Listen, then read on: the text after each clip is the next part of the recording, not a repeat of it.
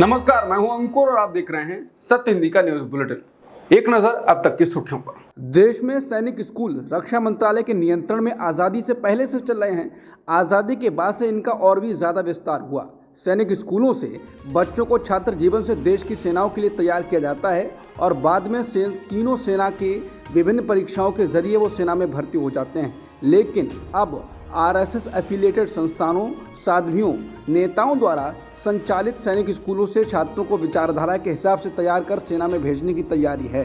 Reporters collective ने चुनावी चंदा पर खोज रिपोर्ट के बाद इस खोज रिपोर्ट के जरिए मोदी सरकार को एक बार फिर कटघरे में खड़ा कर दिया है। ये रिपोर्ट चिंता पैदा कर रही है कि अब सेना में संघ की विचारधारा के हिसाब से सैनिकों, अधिकारियों को भर्ती किया जाएगा। रिपोर्टर्स कलेक्टिव की रिपोर्ट के मुताबिक राजधानी दिल्ली से चंद किलोमीटर की दूरी पर वृंदावन में साध्वी ऋतंभरा संविद गुरुकुलम गर्ल्स सैनिक स्कूल चला रही हैं। ऋतंभरा किसी परिचय के मोहताज नहीं है।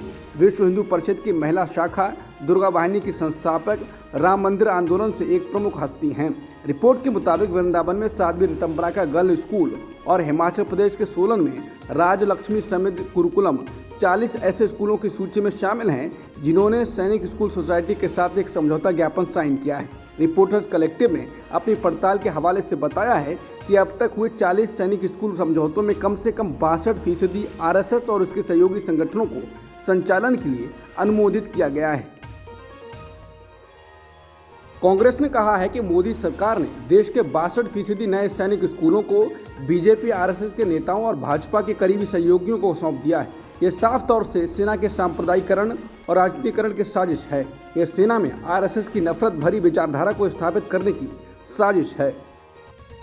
कांग्रेस नेता राहुल गांधी ने केरल की वायनाड लोकसभा सीट से नामांकन पत्र दाखिल कर दिया है। इस मौके पर उनके साथ उनकी बहन प्रियंका गांधी वाड्रा भी मौजूद थी। वायनाड से नामांकन दाखिल करने के बाद राहुल गांधी ने मीडिया से बात की। राहुल गांधी ने कहा, ये लड़ाई लोकतंत्र और संविधान को बचाने के लिए है। एक तरफ कांग्रेस और इंडिया गठबंधन संविधान के लिए लड़ रहे हैं, दूसरी तरफ पीएम मोदी, अमित शाह, बीजेपी और आरएसएस के लोग लोकतंत्र और संविधान को खत्म करने में लगे हुए हैं।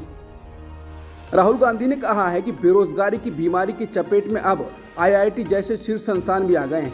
आईआईटी मुंबई में पिछले वर्ष 32% और इस वर्ष 36% स्टूडेंट्स का प्लेसमेंट नहीं हो सका। देश के सबसे प्रतिष्ठित तकनीकी संस्थान का ये हाल है तो कल्पना कीजिए बीजेपी ने पूरे देश की हालत क्या बना रखी है। राहुल ने कहा कि कांग्रेस द्वारा युवाओं के लिए रोजगार का ठोस प्लान देश के सामने रखे लगभग 1 महीना बीत चुका है, पर भाजपा सरकार ने इस मुद्दे पर अब तक सांस भी नहीं ली है। नरेंद्र मोदी के पास ना रोजगार देने की कोई नीति है और ना ही नीयत। वो सिर्फ भावनात्मक मुद्दों के जाल में फंसाकर देश के युवाओं को धोखा दे रहे हैं। युवा इस सरकार को उखाड़कर अपने भविष्य की नींव खुद रखेगा। कांग्रेस का युवा न्याय देश में एक नई रोजगार क्रांति को जन्म देगा। बॉक्सर विजेंद्र सिंह ने कांग्रेस का साथ छोड़कर अब बीजेपी का दामन थाम लिया है। विजेंद्र सिंह बुधवार को बीजेपी में शामिल हो गए। बीजेपी में शामिल होने के बाद विजेंद्र सिंह ने कहा, मैं आज बीजेपी में शामिल हो रहा हूं। मेरी आज एक तरह से घर वापसी हुई है। जिस तरह से खिलाड़ियों का मान सम्मान देश विदेश में बढ़ा है, जब से बीजेपी सरकार आई है तब से बहुत आसान तरीके से हम कहीं आ जा सकते हैं। जो मान सम्मान मिला है उसका खिलाड़ी बहुत धन्यवाद करते हैं। मैं पहले वाला विजेंद्र हूँ, गलत को गलत बोलूँगा, सही को सही बोलूँगा। जेल में बंद दिल्ली के सीएम अरविंद केजरीवाल की गिरफ्तारी के खिलाफ हाईकोर्ट में सुनवाई जारी है। केजरीवाल की तरफ से वरिष्ठ वकील अभिषेक मनु सिंह भी दलीलें दे रहे हैं। वहीं ईडी का पक्ष एडिशनल सॉलिसिटर एसबी राजू रख रहे हैं। हाईकोर्ट में दायर याचिका में केजरीवाल ने अपनी गिरफ्तारी और रिमांड को अवैध बताया था। केजरीवाल के वकील का कहना है कि आम आदमी पार्टी के नेता और सीएम केजरीवाल को अपनी पार्टी के उम्मीदवारों का प्रचार करने से रोकने की साजिश की जा रही है। केजरीवाल के वकील ने 8 पॉइंट उठाए और तर्क दिया कि केजरीवाल को चुनाव प्रक्रिया से दूर रखने के लिए साजिश रची गई है। हाईकोर्ट में अभिषेक मनु सिंघवी ने कहा कि ईडी ने गिरफ्तारी से पहले पीएमएलए कानून के तहत सेक्शन 50 की शर्तों को पूरा नहीं किया है। ईडी अभी तक मनी ट्रेल के बारे में पता नहीं लगा पाई है, न ही केजरीवाल के खिलाफ कोई सबूत जुटा पाई है। सिर्फ सरकारी गवाहों के बयानों के आधार पर गिरफ्तार किया गया है। उन्होंने कहा कि नवंबर में समन दिया गया और मार्च में गिरफ्तार कर लिया गया। केजरीवाल के वकील अभिषेक मनु सिंघवी ने दलील देते हुए कहा कि बिना किसी पूछताछ, बयान आदि के आप गिरफ्तारी कर रहे हैं, यह बेहद अजीब बात है। इस मामले में चुनाव से पहले गिरफ्तारी करके पार्टी को खत्म करने की कोशिश की गई है। गिरफ्तारी की टाइमिंग ही ईडी के मंशा पर सवाल उठाने के लिए पर्याप्त है। दिल्ली के आबकारी नीति केस में सुप्रीम कोर्ट ने आम आदमी पार्टी के राज्यसभा सांसद संजय सिंह को जमानत दे दी। इसके बाद आज निचली अदालत ने उनकी जमानत की शर्तें तय की हैं। जो शर्तें तय की गई हैं उनके अनुसार केस को लेकर कोई बयान नहीं देंगे, सबूतों के साथ छेड़छाड़ नहीं करेंगे, 2 लाख का बेल बॉन्ड भरना होगा, संजय सिंह को पासपोर्ट जमा करना होगा, ईडी की जांच पर कोई टिप्पणी नहीं करेंगे, संजय सिंह को जांच में सहयोग करना होगा, संजय सिंह के लोकेशन पर नजर रखी जाएगी, दिल्ली एनसीआर छोड़ने की जानकारी देनी होगी। दिल्ली सरकार में मंत्री और आम आदमी पार्टी की नेता आतिशी ने कहा है कि जेल में बंद अरविंद केजरीवाल का 4.5 किलो वजन घट गया है। आतिशी ने कहा कि उनके स्वास्थ्य को खतरे में डाला जा रहा है। आतिशी ने एक्स पर लिखा, अरविंद केजरीवाल को डायबिटीज है। स्वास्थ्य की समस्याओं के बावजूद वो देश की सेवा में 24 घंटे लगे रहते थे। गिरफ्तारी के बाद से अब तक अरविंद केजरीवाल का वजन 4.5 किलो घट गया है। ये बहुत चिंताजनक है। आज भाजपा उन्हें जेल में डालकर उनके स्वास्थ्य को खतरे में डाल रही है। अगर अरविंद केजरीवाल को कुछ हो गया तो पूरा देश तो क्या, भगवान भी उन्हें माफ नहीं करेगा। आरजेडी नेता तेजस्वी यादव ने कहा है कि प्रधानमंत्री मोदी विपक्ष पर परिवारवाद का आरोप लगाते हैं, लेकिन खुद बिहार में जिसके प्रचार से वो कैंपेन की शुरुआत कर रहे हैं वो भी परिवारवाद वाले उम्मीदवार हैं। ये दिखाता है उनकी कथनी और करनी में अंतर है। बता दें, प्रधानमंत्री मोदी 4 अप्रैल को बिहार के जमुई में रैली करने वाले हैं। इस सीट से एनडीए के सदस्य दल लोजपा से अरुण भारती उम्मीदवार हैं। अरुण भारती चिराग पासवान के बहनोई हैं। इस सीट पर चिराग पासवान चुनाव लड़ते थे, लेकिन पिता रामविलास पासवान की मौत के बाद उन्होंने अपनी सीट बदल ली और अब वो हाजीपुर से चुनाव लड़ रहे हैं। द इंडियन एक्सप्रेस की एक रिपोर्ट सामने आई है। इस रिपोर्ट ने विपक्ष के वॉशिंग मशीन वाले दावे को और मजबूत कर दिया है। रिपोर्ट में बताया गया है कि 2014 के बाद से कथित भ्रष्टाचार के लिए केंद्रीय एजेंसियों की कार्रवाई का सामना करने वाले 25 प्रमुख राजनेता भाजपा में शामिल हो गए। फिर बीजेपी में शामिल होने के बाद इन 25 में से 23 नेताओं को जांच में राहत मिल गई और तो और 3 मामले बंद कर दिए गए।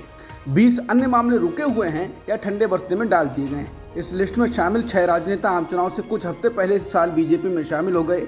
इसके चलते विपक्ष बीजेपी पर नेताओं के आरोप मिटाने का तंज कसता रहा है और वॉशिंग मशीन कहता रहा है।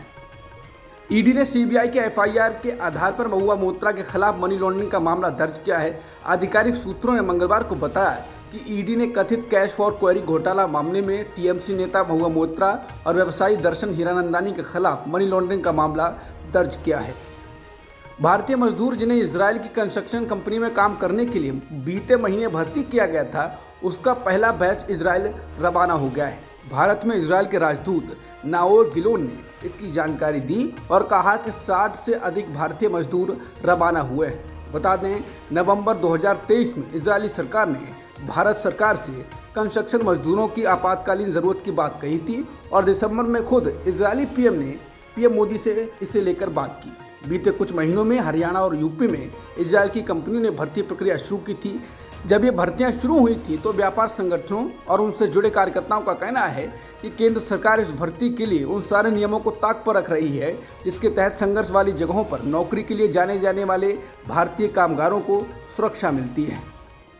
अब राहुल गांधी ने कल से वायरल वीडियो को साझा किया है जिसमें एक महिला तंज कस रही है कि पापा ने वॉर रुकवा दी। वो कहती है कि पापा हमें नौकरी क्यों नहीं देते। इस वीडियो को साझा करते हुए राहुल गांधी ने कहा है कि आज एक युवा ने मुझे ये वीडियो भेजा। अब भ्रम और भय का जाल तोड़कर सच्चाई सामने आ रही है।